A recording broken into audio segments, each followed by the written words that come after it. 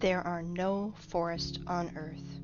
When you read this headline out loud, even with the exclamation mark at the end, every sensible person will say that I'm out of my mind, and you will want to show me tons of photos with images of forests. I want you to believe that this is another trick. They make us think that this is a forest, when you actually are looking at 30-meter bushes. This is total bullshit and nonsense, you will say to me. Of course we know what forests look like, because we've all walked in them. Well, I expect that's how you will react, and that's fair. But after watching this video, its headline won't seem so strange to you, because you will reverse your concept of forests by 360 degrees. And now, first things first. We will begin with a well-known picture. Children see 9 dolphins on it, but adults see 2 lovers. A huge difference, don't you think? Try to see dolphins on it and see how hard it is.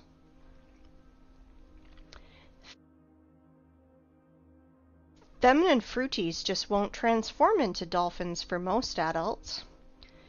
And that's funny because it's the opposite for kids. There is only one picture, but we see it completely differently. What is more, children and adults can't exchange perceptions. Why is this the case?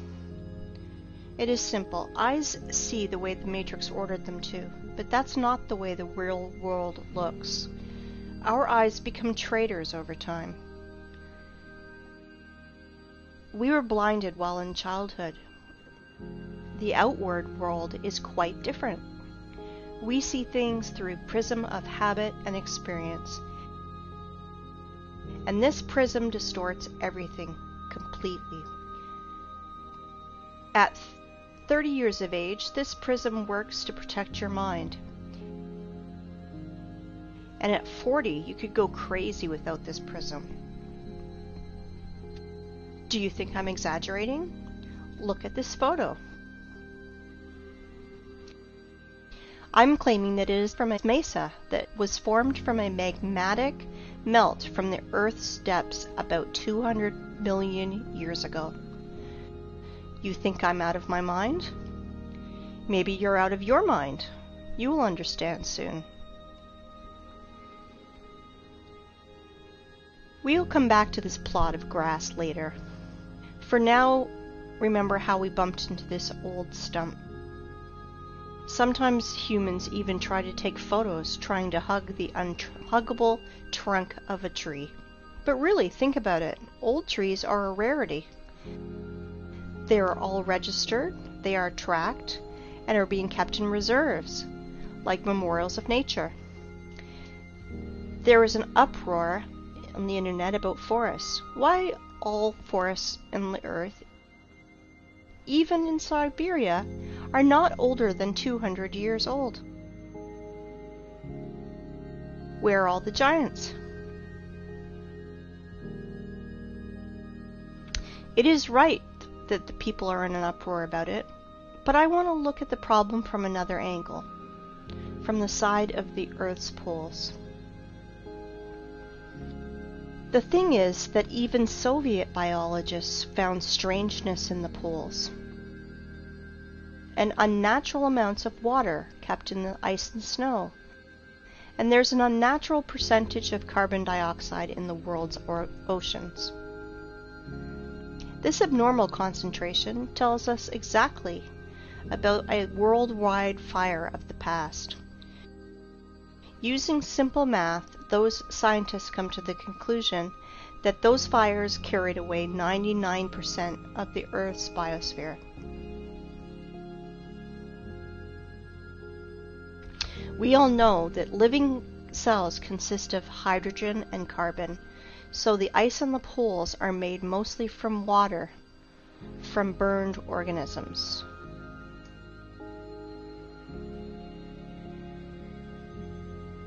And now, think about this number, 99%.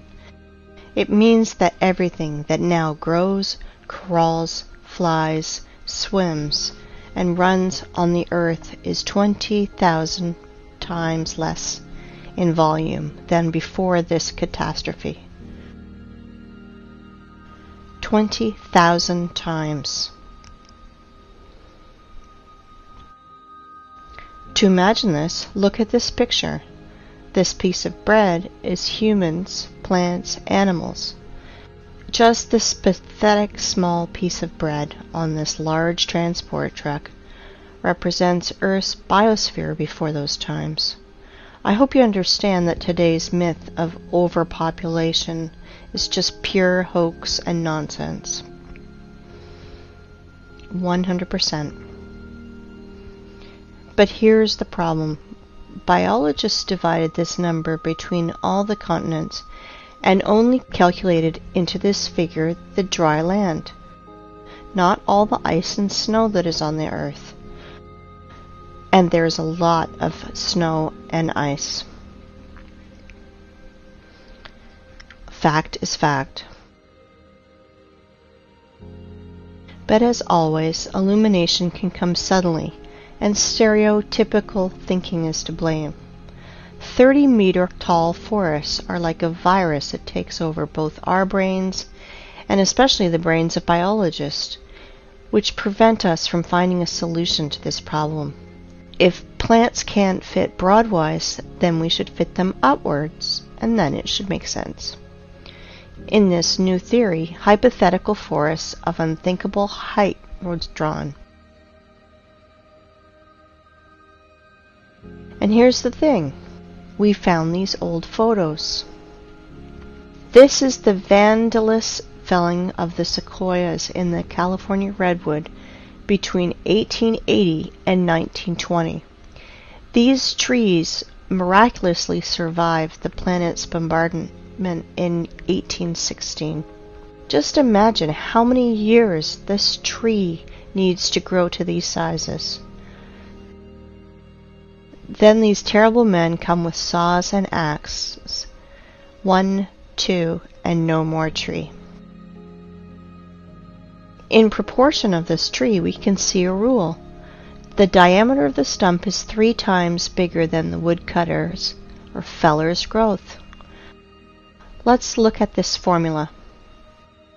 You just think about it. You are entering a forest that is not usually 30 meters, but 100 meters. Here are your fairy forests from fairy tales and books. Forests that are lost because of such barbarians. I understand that they are just wage workers, and they must feed their families, that this is just an order from above. But if every single woodcutter refused to carry out these criminal orders, all the forests would be saved, because their demon bosses are too arrogant to do it with their own hands. And that is why I will send these merry woodcutters' defenders to a well-known place. Look at this photo carefully. They look like satanic bacterias that want to kill the forest organism. For those who think that trees were killed just because of wood materials, I want to dispel your claims. Trees are energy generators. They produce constant electricity, oxygen from photosynthesis, food. They have a root network and are programmed to exchange data. Our ancestry had a theory that trees are programmed to keep data from everything on the planet and save it in their information portal in their carbon fibers. I do not know the reason, but some sequoias that these vandals left alive even put a fence around it and called it a wildlife sanctuary. Of course, park guides will tell you tales from the crypt. How in this stupid Zoic era, stupid sores scratched their booty on the old sequoias of California. Let's summarize everything. Remains of the giant trees of the past are found. and homeless ice and snow of the poles took their place in the mosaic. It seems like everything is clear, but it is not. Nothing is so simple. If we take myths and legends of all nations, you can find lots of stories about people, animals, and plants morphing into stone. This is normal because paleontologists all over the world dig petrified fossils of humans, animals, and plants. There are so many of them that old museums are overfilled with petrified fossils of clovers, frogs, lizards, pieces of dinosaurs, and so on. Frogs and clovers are fine, but what about the forests? Guys, where are the trees? Old sequoias of California do not fit here because they are made of carbon.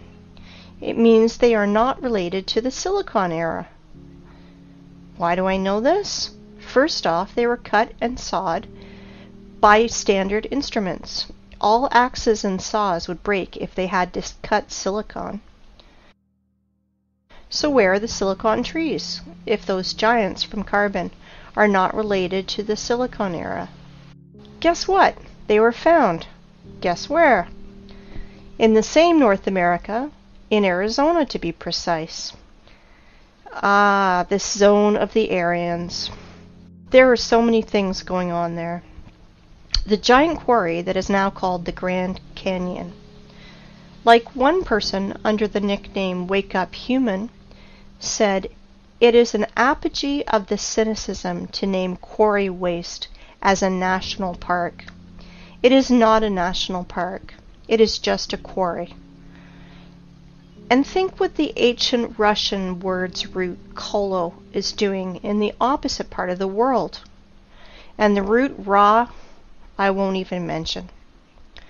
Here is the city of Aryans, from which left only the vortex that made Hooligan meteorite 50,000 years ago. That's how Wikipedia is telling us this total bullshit. Oh, and by the way, here are our silicon trees. I wanted to introduce to you the museum under the open sky. Petrified trees here are just scattered in the desert and also fenced. Everyone today can visit this circus called Petrified Forest National Park. In this park, petrified fossils are not common. They are unique.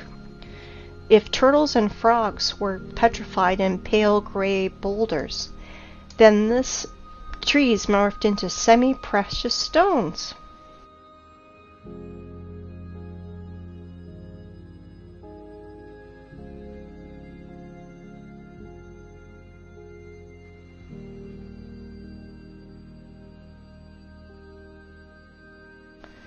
Beautiful stones, aren't they?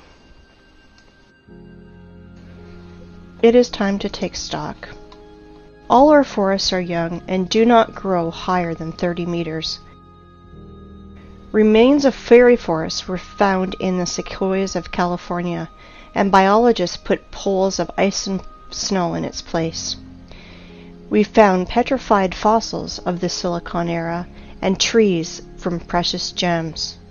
Now everything fits together, right? Or no? In a perfect world, everything fits. In our cursed hell, nothing fits. Since that time, when I was a kid and I saw petrified fossils on a TV show, I was tormented by that question.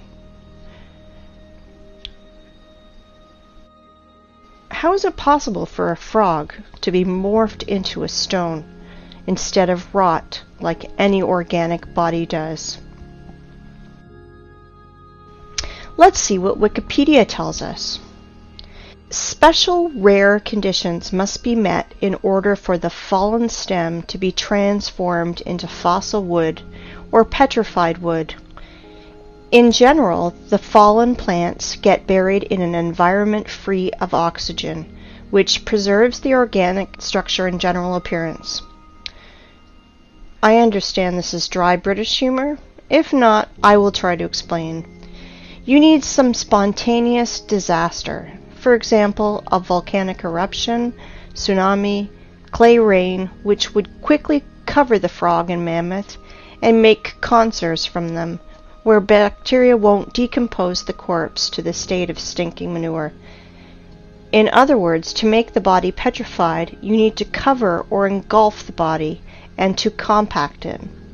According to so-called scientists, the tissue was organic, and then it magically turned into silicon. SiO2. Remember this formula. If you have ever buried your home pets, you can quickly run and dig them out. Your beloved pet is petrified, and you can put his statue on your table. Want to reproach me for such black humor? Redirect that to the official science community, which sells us such bullshit. A dead body has only two options. Dry up like an insect in a piece of amber, or the second option, just simply rot. Organic bodies will never turn into rubble. Never. This absurdity is invented to hide the truth. Magical morphing into stone is a little thing.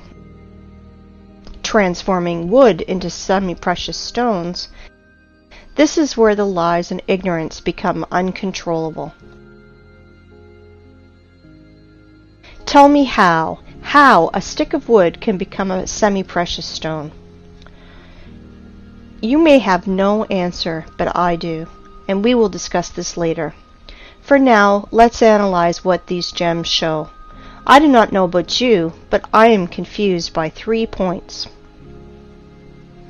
First of all, according to the official story, these trees lost in an unequal battle against a neighbor volcano. Attention, 225 million years ago. But wait, there's more! This wood not only burned and held fire, not only rotted into the wet ground, against all the laws of physics, chemistry, and biology, just transmorphed into precious gems.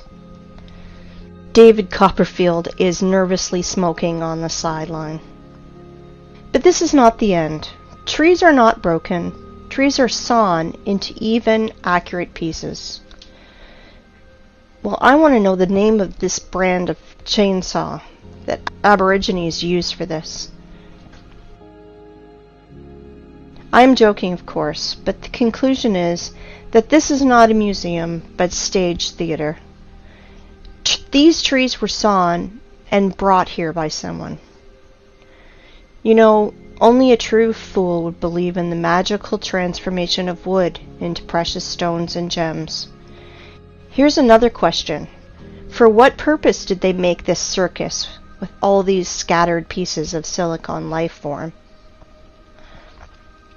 And did you pay attention to how small these silicon trees are? They are incomparable, even with the Sequoias of California. But this one is simple. They are not trees. They are trees' branches, giant silicon trees. And these trees were so big that American sequoias near them look like sticks near the baobab. And while tourists are freaking out over these precious gems, no one is paying attention to the background because everything is hidden in plain sight. To understand what I'm talking about, let's return to our favorite plot of grass. And I want to ask you, what do you see? A tree stump in the daisies? But I continue. This is Mesa that was formed from the magmatic melt from the Earth's depths about 200 million years ago. Do not believe me? And now? Let me introduce to you, this is Devil's Tower, Mesa, or so-called laccolith, that was formed from a magmatic melt from the Earth's depths about 200 million years ago. At least that's what Wikipedia tells us. And billions of people believe that this is Mesa, laccolith, or a mountain. Really? Let's come closer to our tree stump. to look at his fantastically inexplicable columns. Let's look in the Wikipedia ones again. Igneous rock is formed through the cooling and solidification of magma or lava. Really? What a smart magmatic melt! It's just stood still and froze in the appearance of a perfect hexagonal column for 300 meters in the sky. You can synchronize your instruments with these miraculous columns. Were they squeezed out of cream injector, then tied in a bun like a broom, and then a big giant fan blew near to help the columns to curdle faster? Maybe the columns of Parthenon or Isaac's Cathedral were built in the same way.